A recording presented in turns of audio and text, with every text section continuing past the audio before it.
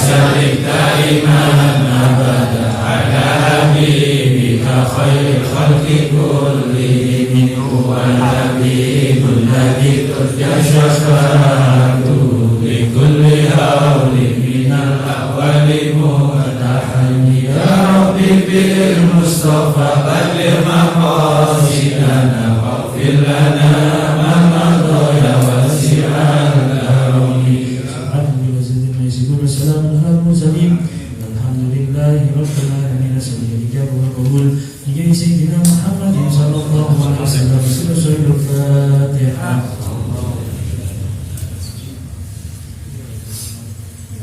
Ya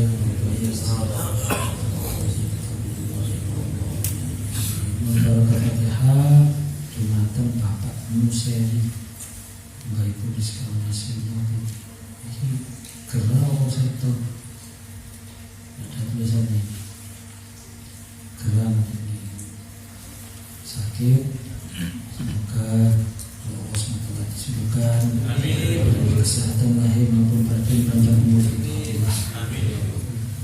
meninggal dunia semoga diberikan husnul khatimah juga pada seluruh keluarga kita, jamaah keluarga jamaah yang saat ini sedang sakit, semoga oleh Allah SWT diangkat penyakitnya, berikan kesehatan lahir maupun batin, panjang umur Allah Rasulullah, berikan keridhaan dan keikhlasan dalam menghadapi sakit, baik yang sakit maupun keluarga yang mendampinginya. Niat aku hadrat Nabi Mustafa Muhammad sallallahu alaihi wasallam. Al-Fatihah. Alhamdulillahirrahmanirrahim. Ar-Rahmanirrahim. Maliki yaumiddin. Iyyaka na'budu wa iyyaka nasta'in. Ihdinas mustaqim.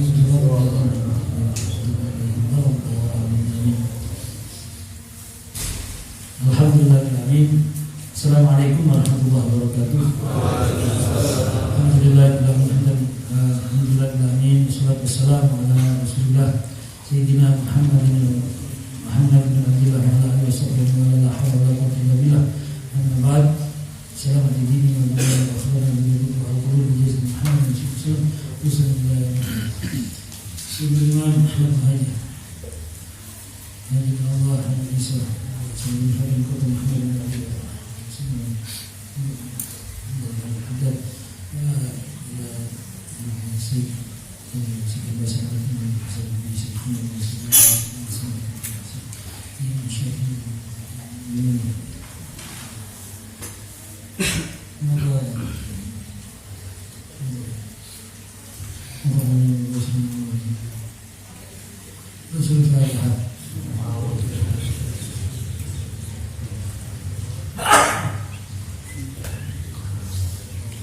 Rekan jamaah rahimakumullah, alhamdulillah, syukur kepada Allah SWT, salawat serta salam semoga tetap terlimpahkan pada junjungan kita Nabi besar Muhammad SAW.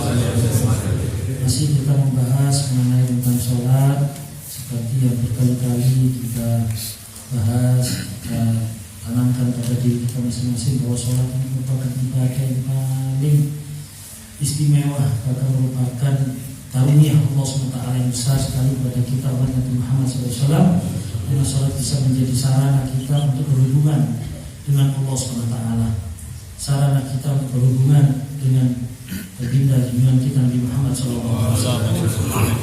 Karena salam kita ketika di dalam sholat ini adalah salam yang paling disenangi oleh Rasulullah SAW. Jika dalam bacaan tahiyat atau tasyahud dan membaca Assalamualaikum ayyuhan nabi wa rahmatullahi wa barakatuh. Ini merupakan salam yang sangat-sangat disenangi oleh Rasulullah SAW. Karena sifat salam ini merupakan salamnya Allah SWT kepada Rasulullah SAW. Rasulullah menghadap Allah SWT sudah mengucapkan at-tahiyat, mubarakat, salawat, thayyibah lillah. Kemudian Allah SWT menyampaikan Assalamualaikum ayyuhan nabi wa rahmatullahi wa barakatuh. Kemudian Rasulullah SAW menjawab Assalamualaikum warahmatullahi wabarakatuh. Sehingga salam ini merupakan salam yang luar biasa. Bahkan kalau kita mendengar para ulama salaf kita, ketika salam ini, ketika salam yang kita ucapkan dalam tahiyat kita ini benar-benar dijawab oleh Rasulullah SAW. Salah satu yang paling terkenal yang dikenal dalam masalah kita adalah Sayyid Ali Khalid Qasam. Sayyid Ali Khalid Qasam ini malah mendengar langsung beliau ketika mengucapkan dalam tahiyatnya Assalamualaikum ayyuhan nabi wa rahmatullahi wabarakatuh. Ini beliau tidak akan meneruskan sebelum mendengar jawaban dari Rasulullah SAW. Beliau terus Rasulullah menjawab Assalamualaikum warahmatullahi wabarakatuh ya Syekh. Itu didengar oleh jamaah, didengar oleh jamaahnya. Tapi jamaahnya ya, Masya Allah ya, jamaahnya di Masjid Pak Alawi Hadramut itu jamaahnya ya wali-wali ada dia guru. Itu kalau kita yang jamaah ya tetap baru. Itu bisa ya. Belum guru, jamaahnya dengar semuanya. Bahkan Syekh Al-Rifai ini termasuk orang yang diperdengarkan dengan salamnya Rasulullah SAW ketika mengucapkan Assalamualaikum warahmatullahi wabarakatuh. Bahkan saking senangnya beliau itu mendengarkan suaranya Rasulullah dan tidak mengucapkan satu kali, diulang-ulang Assalamualaikum warahmatullahi wabarakatuh. Dengan suaranya Rasulullah SAW tambah lagi Assalamualaikum ya ayyuhan nabi warahmatullahi wabarakatuh. Sehingga bisa dikatakan bahwa di dalam sholat ini kita juga berhubungan dengan Rasulullah SAW. Rasulullah juga menegaskan ma min ahadin yusallimu alayya illa maddallahu ruhi ilayya. Tidak seorang pun yang bersalam kepadaku pasti Allah akan mengembalikan ruhku kepada. Kembalikan ruhnya Rasulullah kepada Rasulullah hatta arudda alaihissalam sampai aku menjawab salamnya. Sehingga bisa dikatakan ruhnya Rasulullah masih terus menjawab salam umatnya karena tidak ada satu detik pun yang tidak ada di antara umat Nabi Muhammad yang tidak bersalam kepada Rasulullah SAW. Ketika sekarang kita berhenti bersalam, di bagian tempat lain ada yang selalu bersalam. Bahkan ada umat Nabi Muhammad SAW yang selalu bersolat dan salam kepada Rasulullah SAW. Sehingga beliau terus menjawab salam dari umatnya. Berbahagialah kita ketika kita diberi kesempatan untuk sholat. Di samping kita berhubungan dengan Allah SWT, kita juga berhubungan dengan Rasulullah SAW. Ini sebenarnya, Masya Allah ya, sholat ini mestinya bisa kita nikmati, ya, bisa kita nikmati. Ayo kita bayangkan kita saja kalau berhubungan dengan orang yang kita cintai, orang yang kita sayangi, apalagi ketika masih mabuk-mabuk cinta, masih tergila-gila manten anyar, masih manten anyar tadi. Masya Allah, ketika berhubungan kan nikmat ya, berhubungan kan nikmat. Kenapa ketika kita sholat ini berhubungan dengan Allah, ketika kita berhubungan dengan Rasulullah, kok rasanya tidak nikmat ya?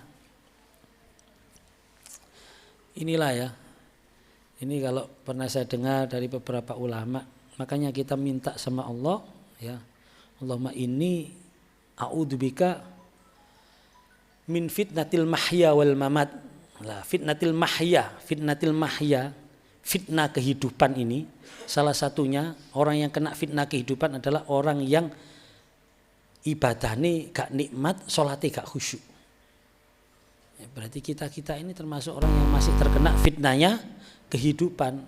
Ya, makanya salah satu doa yang kita baca di dalam setiap sholat kita ya, setelah saya sholat ya, Allahumma inni a'udzubika min syarri a'udzubika min fitnatil qabri wa adzabin nar wa syarri fitnati masih dajjal wa fitnati mahya wal mamat. Ya, ada kayak gitu. Kita ucapkan supaya Allah SWT menghindari kita dari fitnah kehidupan. Salah satu ciri orang yang dihindarkan dari fitnah kehidupan, ibadahnya terasa nikmat, sholatnya gampang khusyuk, gampang meresapi kalimat-kalimat Allah ketika berzikir, mengucapkan kalimat-kalimat thayyibah, seakan-akan langsung hatinya sambung khudur pada Allah Subhanahu wa taala. Ya, semoga kita yang masih belum, insyaallah kita harus yakin sambil terus mohon kepada Allah supaya kita dihindarkan dari fitnah al-mahya wal mamat, sehingga ibadah kita dalam sisa usia kita ini benar-benar tambah hari, tambah bisa kita nikmati, tambah kita merasa dekat hudur kepada Allah SWT, dan semoga sholat kita bertambah khusyuk. Amin ya rabbal alamin. Sekaligus sholat yang begitu luar biasa ini tentunya harus kita cari dengan berbagai macam cara untuk mencari nilai plusnya. Jadi sholat ini banyak sekali ya, dari berbagai macam sisi untuk supaya kita bisa mencari nilai plusnya. Yang pasti kalau kita bisa melaksanakan nilai-nilai plus semuanya atau afdoliyahnya semuanya, insya Allah sudahlah, kita tidak usah khawatir kehidupan dunia kita yang hanya sekejap. Ya. Kehidupan kita di dunia ini sekejap kalau dibandingkan kehidupan akhirat. Ya. Bahkan ketika kita di akhirat besok merasakan kehidupan kita itu tidak lebih lam yalbathu apa yauman au ba'da yaum, apa ya, ada apa asyian au duhaha ya. Hanya kita itu hidup di dunia seakan-akan seperti setengah hari. Kita hidup di dunia seakan-akan seperti hanya semalam, hanya satu siang saja ketika kita besok dihadapkan Allah Subhanahu wa taala di hari akhirat. Artinya kehidupan dunia ini begitu remeh, begitu kecilnya. Ya. Ya, semoga kita tidak melihat kehidupan dunia ini sebagai sesuatu yang besar, tapi kita melihat akhiratlah yang sesuatu yang penting, yang besar. Wal akhiratu khairun wa abqa. Kemudian salah satu nilai plus dari sholat yang harus kita upayakan, kita sudah bahas ya di pertemuan sebelumnya tentang bagaimana kita dianjurkan untuk berjamaah. Ya, kita dianjurkan untuk berjamaah, bahkan di sini ditunjukkan bagaimana kelebihan dari imam. Al-imam dhaminun wal muadzin mu'tamanun. Allahumma arsyidil a'immah wa firlil muadzinin. Bagaimana seorang imam ini didoakan, doa ini seterusnya nih, doa selamanya, doa dari Rasulullah SAW. Orang yang mengimami sebuah kaum itu didoakan oleh Rasulullah SAW untuk mendapatkan petunjuk dari Allah Subhanahu wa taala. Karena imam merupakan sebagai penjamin tentang baik tidaknya atau nilai sholat dari jamaah yang mengikutinya. Ya. Sebab itu imam ini pahalanya luar biasa. Ya. Sehingga saking luar biasanya menjadi imam sampai akeh sing rebutan kepingin dadi imam. Ya, kedisian mau wangkel gregeten rasanya koyo kalah perlombaan kayak seperti itu gambaran. Padahal makanya diimbangi oleh para ulama kita bahwa imam itu juga ada kode etiknya yang harus kita ketahui. Paling tidak di sini gambarkan ya dalam bab at-tarhibu minat tadwil, tarhib dilarang memperpanjang bacaan.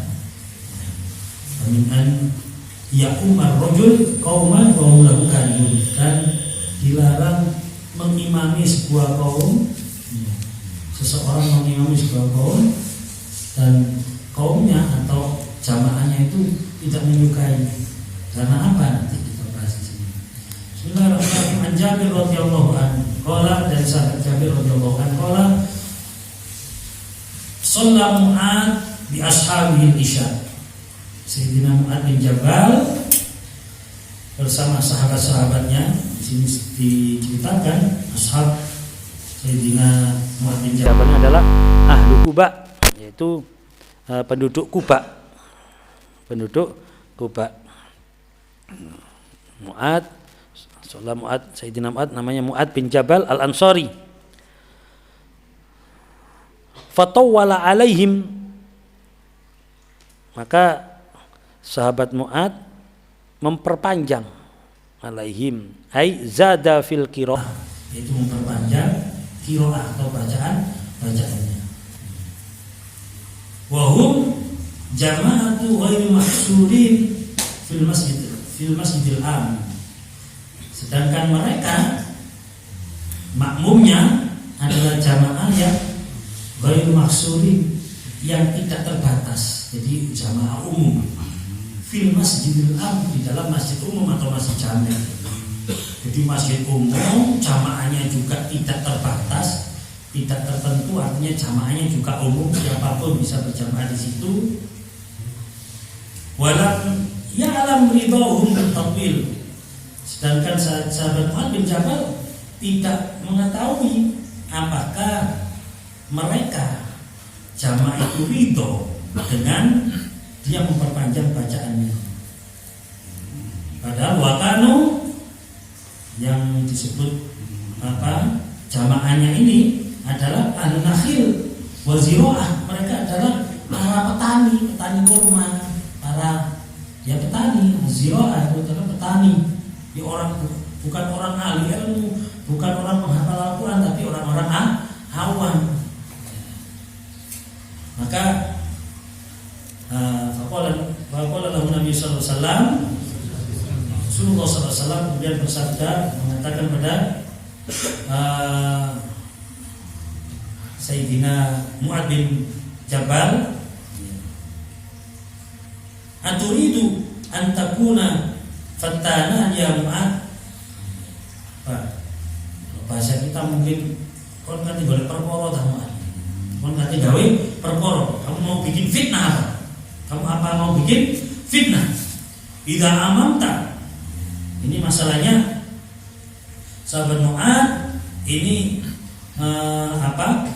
memperpanjang bacaannya. Wa qad istaka Mu'adzan ahadun ashabihi mimma yutawwalu bihim. Dan ini Rasulullah tidak mengikuti jamaah ini, tapi salah satu orang yang berjamaah ini mengadukan kepada Rasulullah SAW. Sahabat Mu'adz telah bikin masalah. Beliau mengimami dengan bacaan yang panjang. Gila ada yang ceritakan, sampaikan bahwa beliau membaca surat Al-Baqarah. Rakaat pertama, rakaat kedua adalah surat Ali Imran. Imami di Malang yo.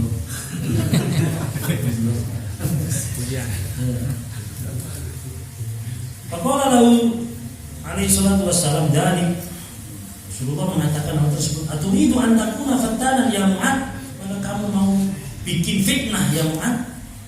Idza amamta, jika kamu mengimami, faqra bisyamsi wa duhaha wasabbih isma rabbikal a'la wal laili idza yaghsha. Muttafaqun alaih. Hadis ini diriwayatkan oleh Imam Bukhari dan Imam Muslim. Di sini nampak sekali Rasulullah SAW tahu bahwa Sayyidina Mu'adz bin Jabal ini hafal Quran panjang-panjang, cuma masih tetap disuruh membaca yang di sini Rasulullah menyampaikan surat-surat yang familiar. Wasyamsi wadduhaha, disuruh baca sabbih isma rabbikal a'la wal laili idza saja, wadduha wal idza saja, disuruh baca sing yang familiar. Ini kode etiknya orang imami ya. Pertama, jangan panjang-panjang, itu karena kita tidak boleh memberatkan makmum. Yang kedua, kalau sahabat Mu'adz ini sudah pasti ikhlas ya. Kita yakin para sahabat ini ikhlas. Nah, kalau kita belum tentu, kadang-kadang kita baca surat panjang itu supaya agar ya cek diarani apa gitu. Itu ada ya. Apalagi ayo kita mau ngimami apalagi di jamek, wani ya inak to inakal kausar. Ya rada mikir, waduh. Engko sangane awak gak hafal rek inak to ngono. Gak hafal sing dawa-dawa, gengsi kan. Ya. Padahal kan lihat situasi kondisi. Saya pernah sholat di Masjidil Haram, entah Masjid Nabawi atau di Masjidil Haram Mekah ya. Ya, lupa saya. Yang pasti waktu itu imamnya baca inna atoina sama qul huwallahu ahad. Setelah salam itu makmumnya ya kita jamaah kita ya guyu. Lah iya Masjidil Haram wani ina atau nakal kausar di Masjid Awawan belas gak tau metu ina. Imami isin gengsi kate muni ina atau nakal kausar. Nah, karena sekali lagi dalam sholat itu juga ada ujian yang namanya ujian keikhlasan, iya kan? Ujian keikhlasan. Karena apalagi jadi imam kan menjadi objek ya, menjadi objek dipantau, diikuti, didengar.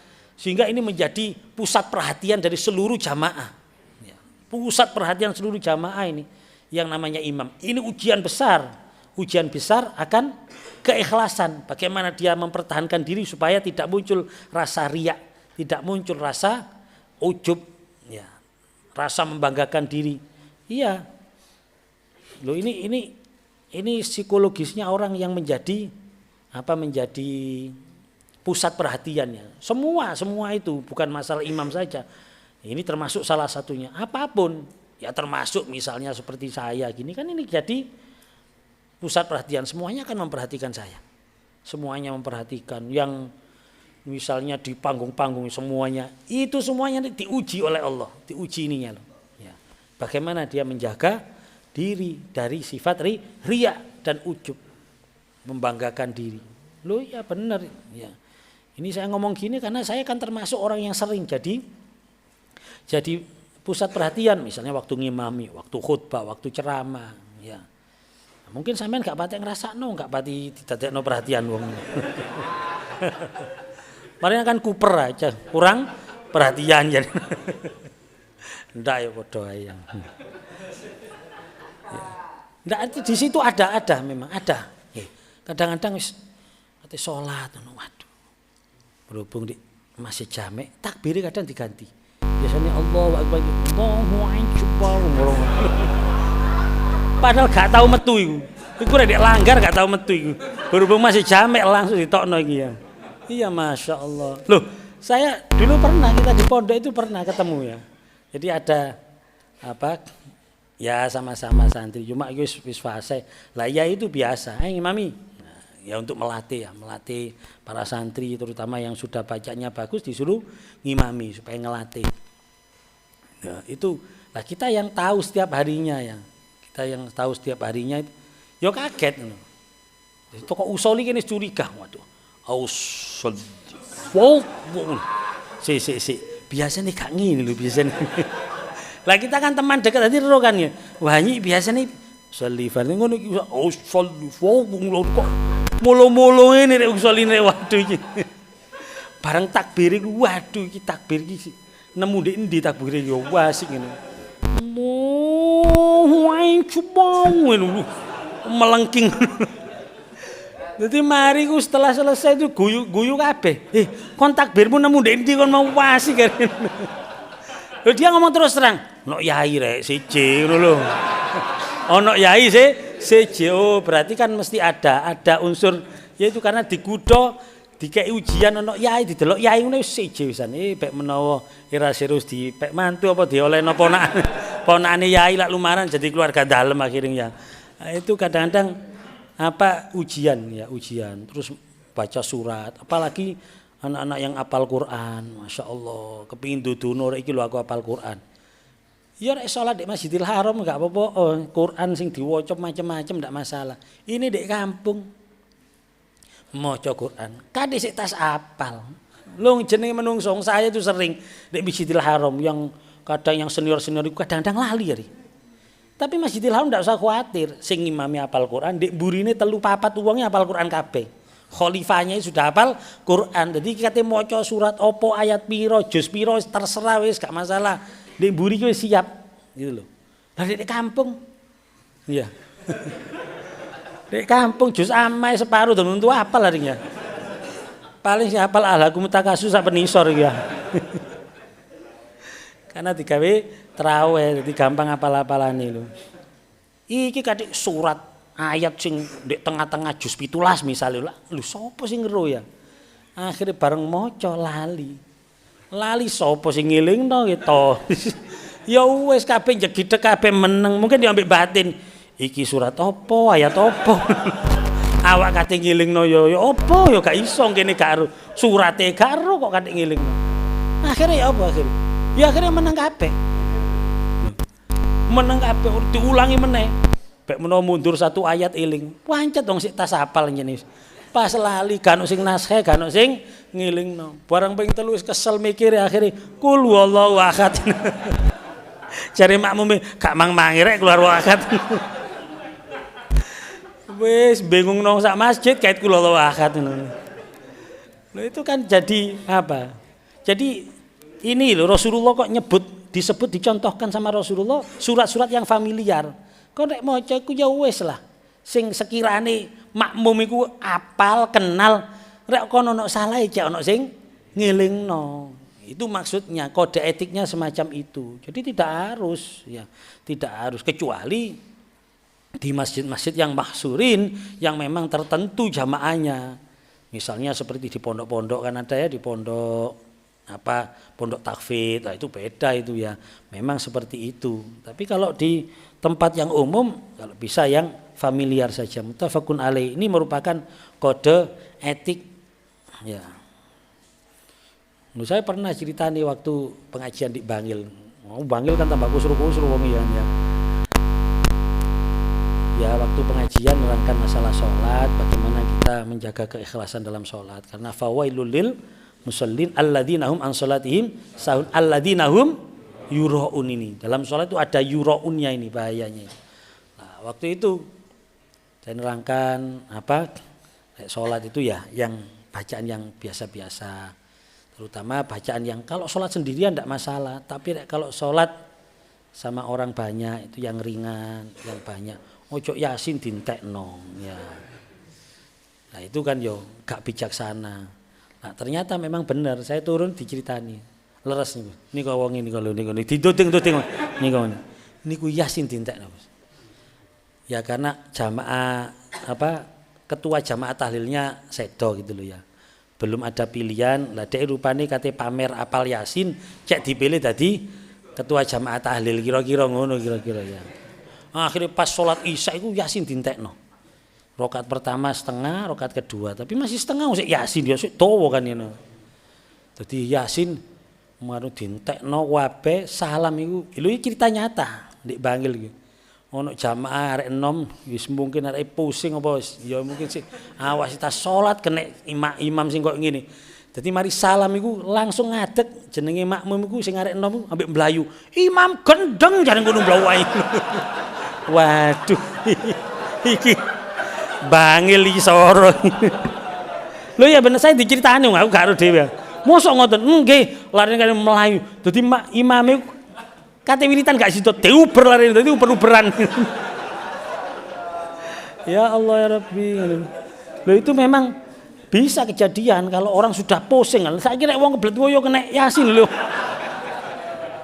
Lho kan kita ndak tahu kondisi wong kan macam-macam ya. Ya gregeten nah ngono iku ya. Makanya Rasulullah SAW di sini sampai menunjukkan aturidu antakuna fatanan ya Mu'ad. Kok ojo gawe perkara.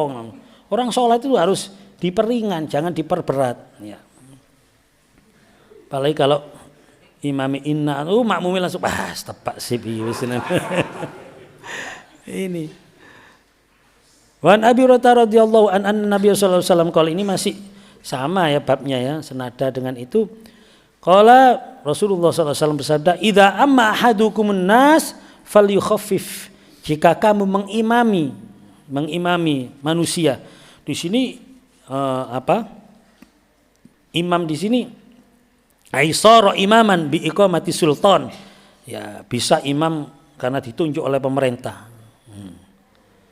Atau nawabihi atau wakilnya ya. Awil qaum atau ditunjuk oleh masyarakat. Au shalla munfaridan atau pas salat sendirian summa tamma bihi ghairu. Kemudian ada yang mengikuti gitu loh. Ada yang kan biasa kita sholat sendiri terus ditulid lah, ada yang mengimami. Lah di sini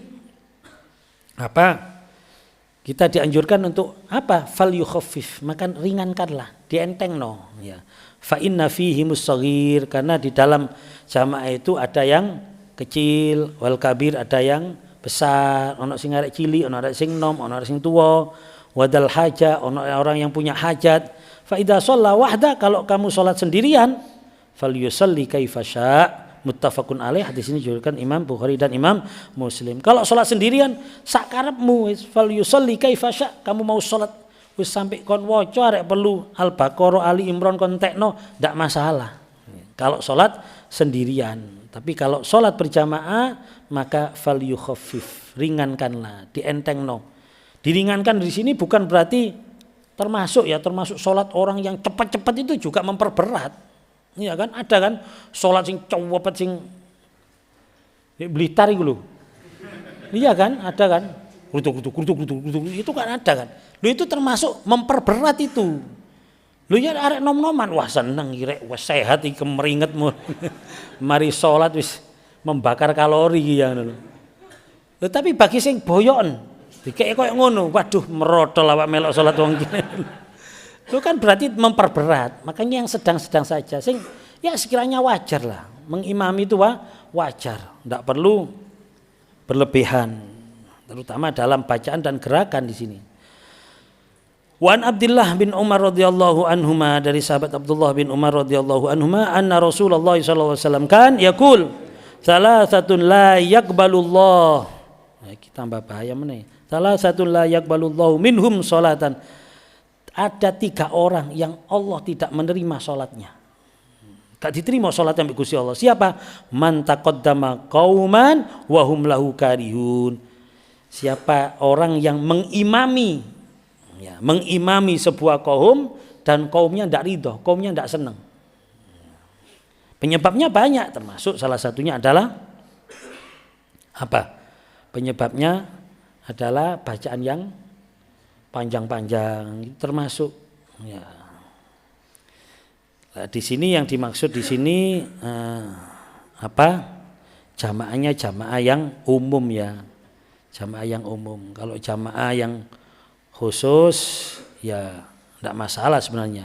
Nah, maksudnya faida shalla wahda tadi ya, faida shalla wahda kalau kamu sholat sendirian, ai munfaridan sendirian, au bijamaatin mahsurina radina bitadwil, atau dengan jamaah yang terbatas, jamaah tertentu yang mereka ridho dengan diperpanjangnya surat-surat yang dibaca di sholat itu.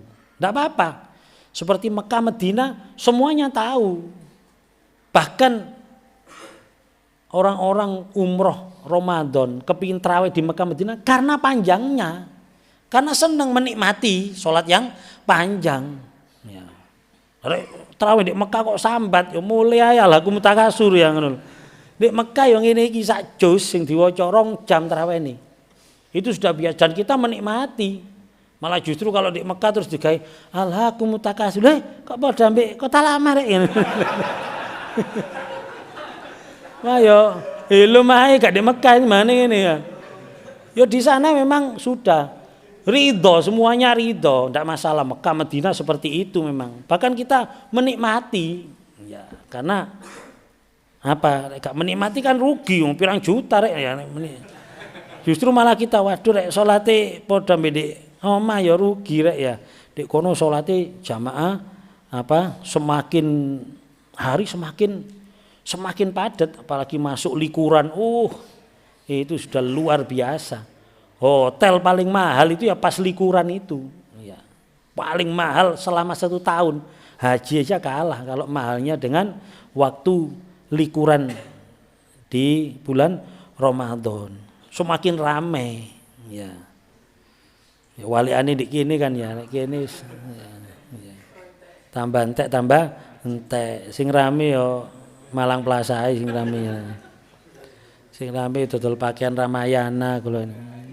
Tapi ya ndak apa-apa ya. Gak usah dipaido jenenge dudu nek Mekah ya apa meneh. Ya, tapi ndak apa-apa. Jadi kalau kita misalnya seperti adik saya Gus Udin ya, setiap Ramadan itu bikin sholat. Nah, itu sudah tertentu. Yang sholat terus sholatnya jam berapa mulai? Jam 11 ya. Jam 11 baru mulai. Jadi yang memang ndak kepingin panjang yuk gak usah melok di kono, gak usah lapo melok isolasi di kampung apa. Ini memang jamaah khusus ya. Ini jamaah khusus yang mengikutinya. Ini ndak ada masalah kalau itu ndak masuk di bagian ini ya, karena memang sudah komitmen. Ayo tarawih menghatamkan Al-Qur'an. Jadi pas 30 juz dalam 1 bulan Ramadan khatam. Monggo bagus itu malahan ya. Ya ini. Masing melok ya sak mono ae wis gak mungkin akeh. Ya, gak apa wis ya. Jadi man taqaddama qauman wa hum lahu karyun. Makanya dalam menjadi imam ini ada kode etiknya ya. Walaupun secara syar'i, secara syariat siapapun boleh jadi imam. Siapapun sah jadi imam. Orang yang sah sholat sendirian berarti dia sah menjadi imam. Nah, kemarin saya ditanya sama jamaah melalui WA, Gus, kalau imamnya, yang tanya ibu-ibu, imamnya perokok ndak apa-apa Gus. Nggih mboten apa. Oh. Tapi nek ngimami kali rokokan mboten bareng. Rokokane ndek jebone salat nggih mboten apa. Oh ngoten lho. Mboten kan dhek niku nglakoni barang makruh wis mboten usah bahas niku lah ngene. Pokoke tiyang sing salat dhewe ku sah berarti dia juga sah mengimami. Itu pada dasarnya sudah. Jadi siapapun boleh jadi imam.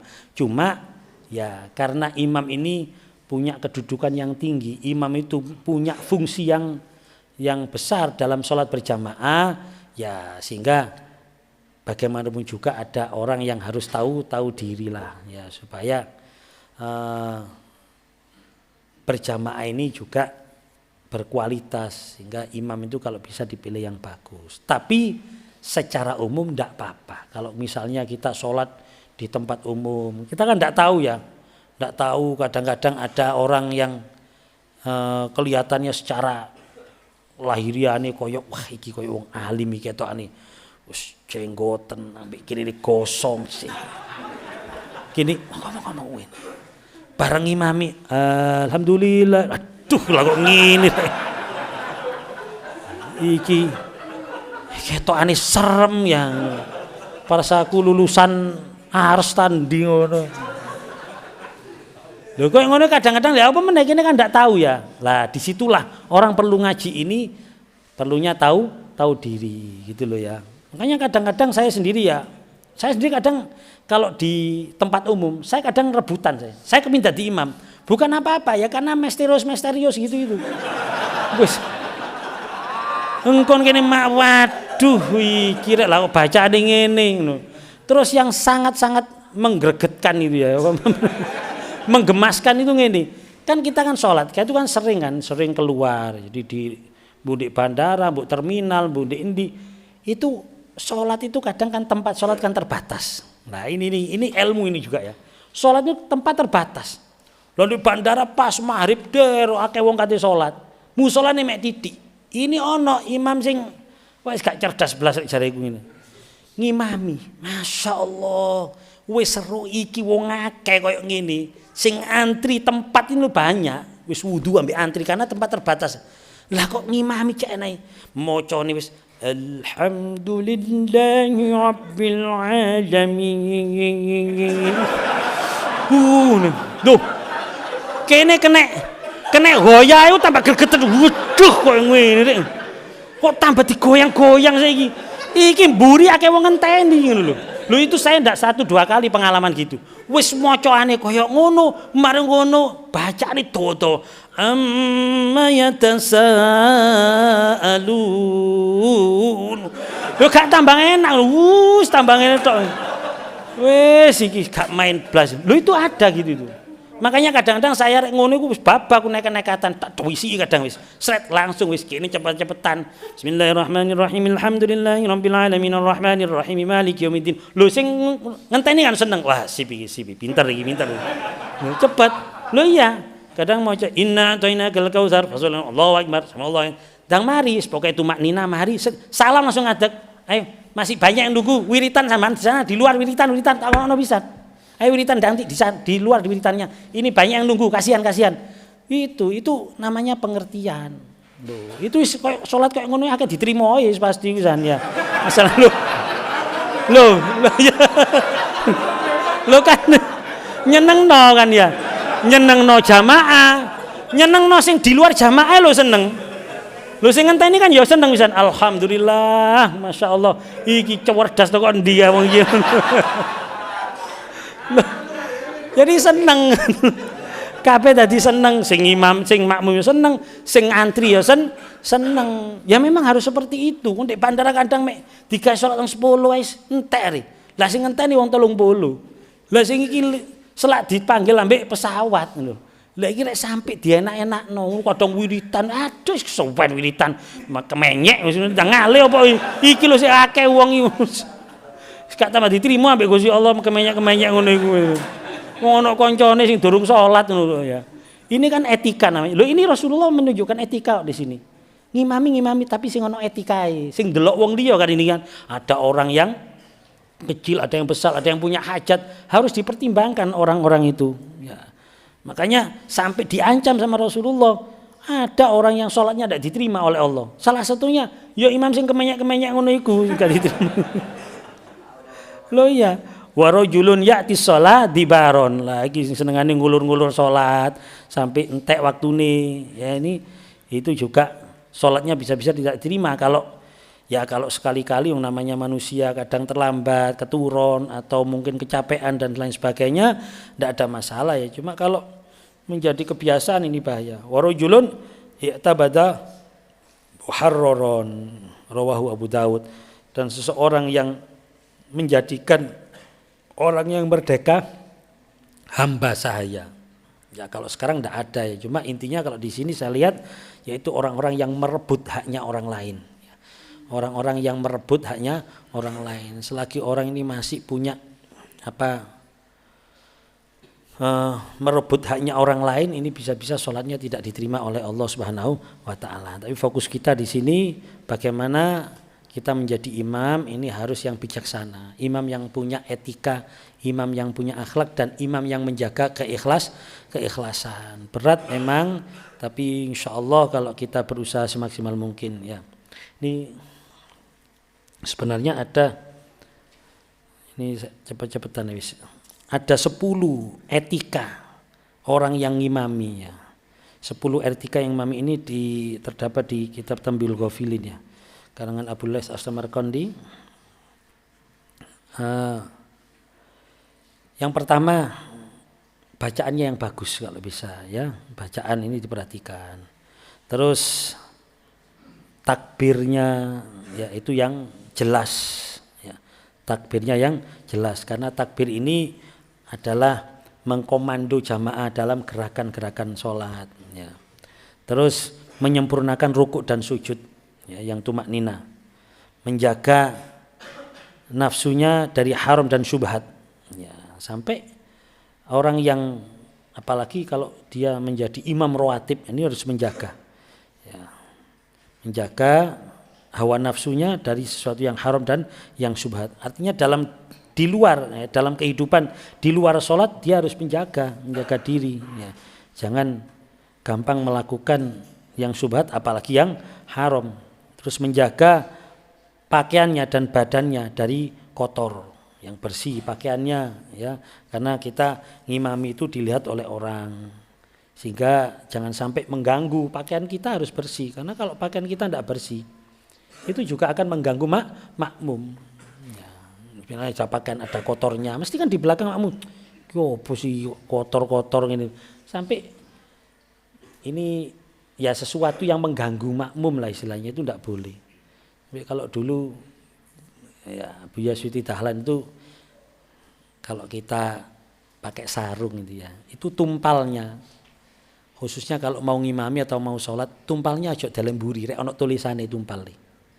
Ya, makanya kalau saya pakai tumpal merek itu mesti saya balik. Kalau ada mereknya itu mesti tak gawe dhuwur. Itu sudah ajarannya Buya gitu ya. Padahal gawe BHS kan dalan isor ngono, aduh desa jari Buya ngono. Ditutuno BHS-e ya ngono. Jadi di atas, apalagi ngimami terus ngarep dhewe, terus ono tulisane BHS ini. Makmume mesti batin BHS rek. Piro niku. Iku rek 600 gak oleh kira-kira. Dibatin kan ambek makmum ya. Tapi ustaz paling oleh 3i paling ini. Terakhirnya gak enak terakhirnya. Ya. Ini badannya dan pakaiannya. Terus ya ini Allah yatulal qiraah ya. Illa biridul qaum. Ini yang poin ke-6-nya ada ini ya. Yaitu tidak memperpanjang kecuali atas ridhonya jamaah. Terus lain nih, jangan ujub. tidak ujub, tidak ada ijab.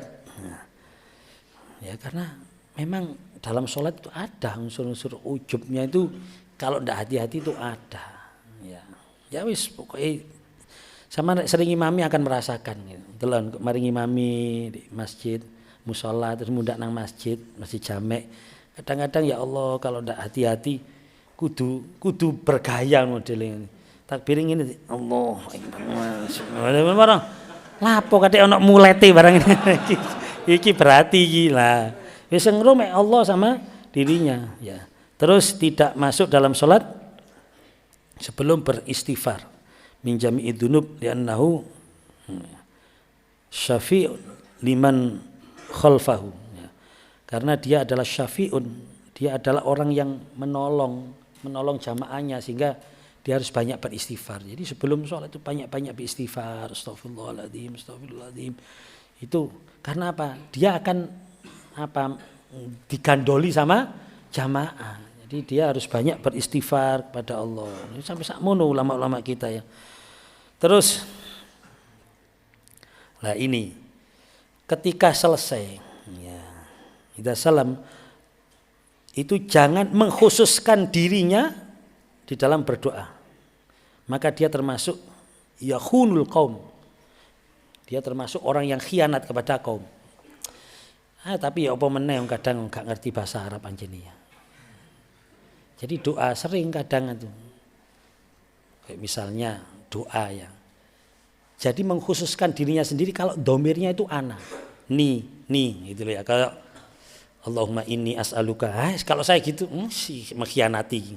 Tapi kate tak arani mengkhianati wong dhek anjene gak ngerti. Lah ya apa? Ya wis tak warak ya wis Gusti yen maklumi wong anjene gak ngerti artine ya. Jadi kalau ini as'aluka, kalau ini berarti kan aku. Ya Allah, kayak contoh Allahumma hdini fiman hadait wa afini fiman, ya Allah ya ampunilah aku. Lah jare sampean lah aku cak. Lah kan ngono lho.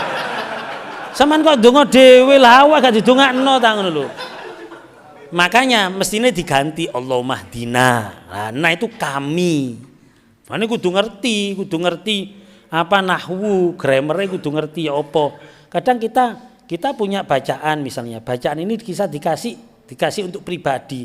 Tapi karena loh kok diamini wong, akhirnya diganti. Domirnya diganti na, diganti nahnu, diganti kami, bukan saya lagi. Nah itu kalau memang kalau gak ngaji ya wangel dikon ganti ngono. Ya. Iya. Misalnya sabit kolbi itu rek dewean. Ya Allah tetapkanlah hatiku. Tapi berhubung ono sing amin, sabit kulubana dijamakno hati-hati kami. Lho lak ngono lak kudu ancene belajar iku. Rek gak belajar atau kita harus mencari tahu iki rek misale rek aku donga dhewe. Rek donga bareng-bareng diamini wong ya apa aku? Karena disebut mengkhianati. Kan ya apa logikane lho dhek diamini wong akeh lah kok dhek iya Allah maafirli wali daya lho wong tuane dhewe rek ebes gak didongakno ring ngono. Ebese dhewe didongakno lho kan mengkhianati namanya itu. Ya, itu sampai segitu ya. Lah ini sampai seperti ini. Kalau dia masuk di sebuah masjid gharib fi masjidi gharib yang asing, artinya dia bukan orang situ. Maka sebelum dia ngimami dia harus yas'aluhu mimma yahtaju ilaih. Dia harus tanya sama makmumnya. Temriki biasanya napa lu? Saya biasa gitu. Kadang-kadang saya ngimami di sebuah masjid. Saya tanya dulu, apunten, di sini biasanya habis kok saya lihat kok modelnya gak jelas sih. Iki Muhammad NU ketok niki opo iki ngono. Kadang-kadang banyak kan masjid kayak gitu kan ya. Koyok Muhammadiyah, koyok NU, iki Muhammad NU iki. Akhirnya tanya saya, ngapunten, temriki rek mantun salat ya napa? Biasane Gus, mboten kathik wiritan sarang-sarang dhewe-dhewe. Oke. Kula melok napa sing kebiasaan itu yang mriki. Kula mboten ngrubah napa wis tradisinya wis kan kebiasaan monggo sak kersa. Gitu itu harus gitu. Enggak boleh kita datang, enggak bisa ini kita NU itu kan lho. Jadi tas teko NU ae ngono lho. Sampeyan NU iki dudu nek kene iki campuran. Jadi kudu Paham gitu loh. Nah itu kita ndak boleh koyok sok-sok ndak boleh. Ya kita harus memahami. Oke lah. Kecuali kalau mereka minta pendapat, ya nopo sih sekecon niku Gus. Rek kula rek saged diwaos sareng-sareng karena nopo tiang-tiang sing boten terbiasa, tiang-tiang sing mungkin kurang lanyah dalam membaca niku saged derek, saged sareng-sareng. Akhirnya juga bisa menjadi majelis zikir kan saya. Nah itu kalau dia minta pendapat. Kalau enggak ya kita ikut saja, enggak apa-apa. Kula ini biasa seperti itu. Sehingga kita tidak mendikte orang, kita tidak menyalahkan orang. Enak itu loh. Nah, dulu saya juga pernah di satu kantor. Kalau kantor kan ketuanya kan kepalanya ganti-ganti ya. Kadang kebijakannya ganti-ganti. Dulu awal itu kepalanya ya seperti di kampung-kampung kita. Wis mari sholat ya wiritan, astagfirullahaladzim gitu terus berjalan ganti kepalai Kristen. Nah Kristen nggak ngerubah wopong, dia yo gak tahu kan ya wis tetap berjalan seperti itu. Kemudian ganti ketua, kepalai ganti, kemudian yang kebetulan yang alirannya bukan sing mari sholat wiritan. Akhirnya dilarang. Ngocok ini namanya kepala ya apa meneh kan ya mesti berkuasa dia kan. Lah waktu itu saya ngimami. Terus karena saya taunya kan kebiasaan di kantor itu seperti itu. Akhirnya saya wiritan biasa. Astagfirullahaladzim biasa. Lah setelah itu pas pertemuan berikutnya saya ke sana dielingno sama takmirnya. Hapunten Gus, mangkin boten usah wiritan kados biasa. Oh napa? Kali Pak Kepala wingi rapat dibahas. Wah, apa itu? Wiritan kok dibaca. Itu ndak ada itu hukumnya ini sih kemenyek ngono iku lho sing ngapali mek siji tok. Saya ndak menyalahkan, monggo perbedaan ndak masalah cuma aja nyalano. Rek nyalano kan keliru dia kan. Akhirnya pertama sih disuwun, oh ya ndak apa-apa. Terus diceritakan karena ndek rapat ini dibahas Gus masalahnya. Ibadah ndak usah susah-susah. Melok Mekah Madinah, mari. Kepala yang ngono. Di Mekah Madinah habis salam itu ndak ada wiritan astagfirullahaladzim. La ilaha ndak ada kayak gitu itu. Mekah Madinah itu kiblat kita. Kita ikut Mekah Madinah beres selamat di sana. Lah karena sebenarnya kalau ngomong Gus gak usah wiritan saiki ya monggo sama tuan rumahnya ndak masalah. Cuma berhubung ada ikut Mekah Madinah. Ada kata-kata gitu. Ibadah ndak usah model-model lah itu saya langsung tersinggung saya. Sik Pak. Sampeyan waranang kepala sampean yo ngono. Rek melok Mekah Madinah iku kabeh ojo sing enak-enak sing enteng-enteng tok dieloki. Oh melok Mekah Madinah gak wiritane. Trawehne 8. Mekah Madinah gak 8. 20 rakaat 2 jam elokno iku rek gelem ngono. Waran nang kepala sampean. Gak diundang meneh gak paten aku Kang ngono. Aku gregeten lah masalahnya menyalahkan gitu loh. Kok gak menyalahkan ndak ada masalah. Saya tuh paling ndak alergi dengan perbedaan. Paling ndak alergi dengan perbedaan saya. Saya sholat model wis isilane Muhammadiyah NU padha Imam Hanafi, Imam Syafi'i duduk Muhammadiyah NU saya memandangnya Imam Hanafi top hebat, Imam Syafi'i top hebat. Sudah ini imam-imam besar kita, mujtahid kita harus akui kebenarannya. Tapi berhubung ngilokno iki lho, gak seneng. Ada kata model-model lho. Lah kiai-kiai ku jangan model-model berarti ngono. Gak model-model kabeh ana dalile. Melok Mekah gak wiritane. Tapi tarawihne 8 rakaat katik petang rakaat salam siji, salat kesusu nang ndi ngono. Lah iki gak melok Mekah pisan sing 2 jam ae mesisan ngono lho ngene. Gak usah lah ngilokno karena ada yang diikuti, ada yang sama, ada yang tidak sama. Ya wis, kok misalnya ngomong ini tok, Gus, mulai saat niki gak usah. Oh nggih, gak takon alasane saya. Saya gak takon dalile. Oh iya, monggo iki masjid sampean, aku tamu di kene, melok apa jari tuan rumah. Sudah beres, tidak ada masalah. Berhubung ngilokno malih gregeten malian ya. Artinya gregeten itu kita juga mengingatkan supaya dia tidak semena-mena ngilokno ulama. Kan ulama berarti ngilokno ulama kita kan.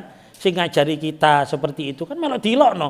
Lah kita lek ngilokno aku gak apa tapi lek ngilokno kiaiku ngilokno ulama kon ya kene melok gregeten kan. Ojo apa kualat ngilokno ulama iku. Kita ngilokno ulama Muhammadiyah juga kualat lho.